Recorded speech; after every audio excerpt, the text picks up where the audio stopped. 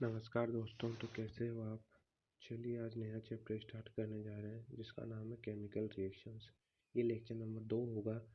Best lecture में अपन ने जैसे पढ़ चुके थे कि क्या पढ़ना था। अपने केमिकल इक्वेशन कंप्लीट कर ली थी, उसके बाद में अपन ने बैलेंसिंग करना सीख लिया था और बहुत ईजिली आपको आ गया था। चलिए ये वाला स्टार्ट करते हैं बिना किसी देरी के साथ। चलिए आइए, सबसे पहले अपन केमिकल रिएक्शंस की डेफिनेशन पढ़ेंगे, फिर उसके टाइप्स। चलिए स्टार्ट करते हैं। तो जैसा अपन ने देख रहे हैं यहाँ केमिकल रिएक्शन लिखा हुआ है। केमिकल रिएक्शन का मतलब क्या होता है, सबसे पहले अपन डेफिनेशन समझें। Chemical reactions rearrangement of the constituent atom of the reactant to create different substance as a product. जैसे फॉर एग्जांपल फर्स्ट वाला ले रहे अपन, जैसे फर्स्ट वाला समझना। तो देखिए फर्स्ट वाला, जैसे अपने पास है एक एक एटम है, दूसरा एटम है, ये दोनों एटम मिलके कॉन्स्टिट्यूएंट एक क्या बना रहे हैं, प्रोडक्ट बना रहे हैं, डिफरेंट डिफरेंट प्रोडक्ट बना रहे हैं। ठीक है, ये दोनों है, ये दोनों मिलके बना रहे हैं। तो अभी किस टाइप से बना रहे हैं वो बता दूँ। जैसे एक और बी मिलके तो ए बी बना रहे हैं, तो ये कौन सी हो गई, डीकम्पोजिशन। कौन सी हो गई, डीकम्पोजिशन। फिर ये आ गई, सॉरी ये कॉम्बिनेशन रिएक्शन हो गई। ए और बी मिलके कॉम्बाइन हो गए तो ये कॉम्बिनेशन हो गई, माफ करना कॉम्बिनेशन है। फिर ये जो है ए और बी ये मिलके, मैं सिंपली बता रहा हूँ, फिर उनको अपन एलिबरेट करेंगे एक एक को अच्छे तरीके से। अभी सिंपली समझिए, ए जो एक टर्म अपने पास बी है, ए और बी मिलके ए और ए प्लस बी रिएक्ट करेंगे तो ए पी बनाता है product, this is combination reaction. इन ए और बी ये एक से दो प्रोडक्ट बन रहे हैं, दिस इज डीकम्पोजिशन। डबल अब आता है डिस्प्लेसमेंट, तीसरी आती है डिस्प्लेसमेंट। डिस्प्लेसमेंट क्या है, ए और बी ए प्लस सी, तो ए सी से मिलके बी को बाहर निकाल के जो डिस्प्लेस एक को नॉन मेटल मेटल के साथ रिएक्शन करता है। ठीक है, मतलब हाई रिएक्टिव एटम जो है वो बाहर निकल जाएगा। ठीक है, तो ये इसको आपने इलेबरेट करके देखते हैं। जैसे लास्ट है फिर डबल डिस्प्लेसमेंट। तो इससे अपने को पता चला कि केमिकल रिएक्शन कितने टाइप की होती है, 4 टाइप की होती है। कितने टाइप की, 4 टाइप की। चलिए कौन कौन सी होती है वो देखते हैं। Types of chemical reactions, first आता है combination reaction, second is decomposition reaction, third is displacement reaction, and fourth is double displacement reaction. और एक ऑक्सीडेशन रिडक्शन भी आता है। किसी भी टाइप्स ऑफ को रिएक्शन ही माना जाता है, लेकिन ये अलग तरीका है। इसको बाद में एलेबरेट पढ़ेंगे अपन, जब पूरा अच्छी तरीके से पढ़ेंगे उस टाइम पे अपन इसको पढ़ेंगे। मैं 12th के अंदर करवाऊँगा, उसके अंदर ऑक्सीडेशन रिडक्शन आपको बहुत अच्छे वाला करवाऊँगा जो अपने चैप्टर के अंदर है, माफ कीजिए 11th के अंदर है। 11th में एक चैप्टर रिडॉक्स रिएक्शन, उसमें करेंगे अपन रिडक्शन ऑक्सीडेशन। ठीक है, उसको अच्छी तरह। तो यहाँ पे तो मैं आपको सिर्फ 4 टाइप से करूँगा, कॉम्बिनेशन, डिकॉम्बिनेशन, डिस्प्लेसमेंट और फिर आता है डबल डिस्प्लेसमेंट। तो चलिए फर्स्ट स्टार्ट करते हैं कॉम्बिनेशन। जैसे फर्स्ट अपन कॉम्बिनेशन, तो एक डेफिनेशन बढ़ाता हूँ। A chemical reaction in which 2 or more substance combine to form a single substance under suitable conditions. इसका क्या कहना चाहता है, जैसे फॉर एग्जांपल समझ लिए ए कंपाउंड है, एक ए बी कंपाउंड है, दो और दो से ज़्यादा कंबाइन करके एक सिंगल कंपाउंड बनाएंगे A B, this is a single compound, this is called combination reaction. कौन सी रिएक्शन हो गई, combination reaction.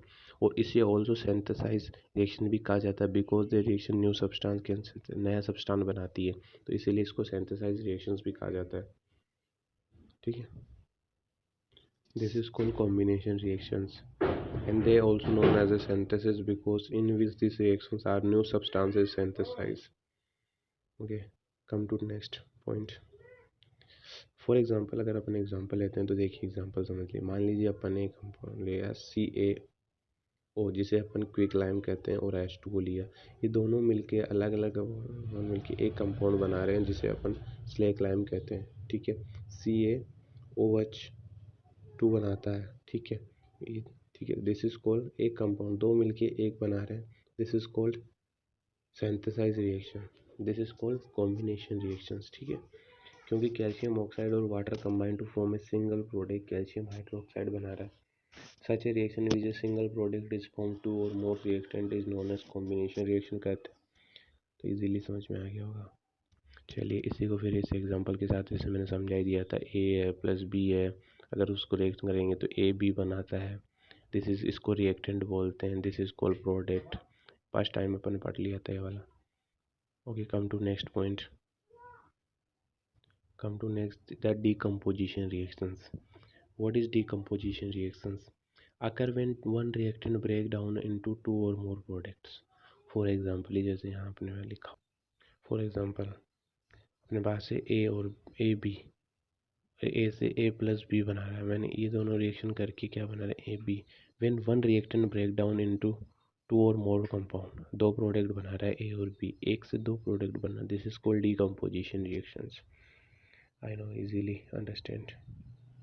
Come to next point. For example इसको प्रोडक्ट में बताता हूँ। ए, अपने पास कोई भी ए है, ए बी है, तो ए प्लस बी प्रोडक्ट बनाता है। फॉर एग्जांपल अपन ले लिया, अपन ने CaCO3 ले लिया, लिमिंग स्टोन जिसे कहते हैं, उसको हीट करते हैं तो Ca calcium oxide plus carbon dioxide बनाता है। This is called decomposition reactions. Understand. Come to next, third is displacement reactions. A chemical reactions in which a more reactive element displays a less reactive element from its compound। इसका क्या मतलब होता है? For example, अगर अपन example लेते हैं, चलिए example से समझते हैं। मान लो अपने पास है Zn प्लस कॉपर है, सल्फेट है। अगर इन दोनों को ZnCO प्लस CO बनाता है, कॉपर सल्फेट बनाता है। यहीं पे एक दूसरी प्रोबेबिलिटी एक आती है, Zn प्लस CuSO4, ZnSO4 ही क्यों बनाया, प्लस Cu क्यों बनाया, क्यों ये से नहीं बना सकता था?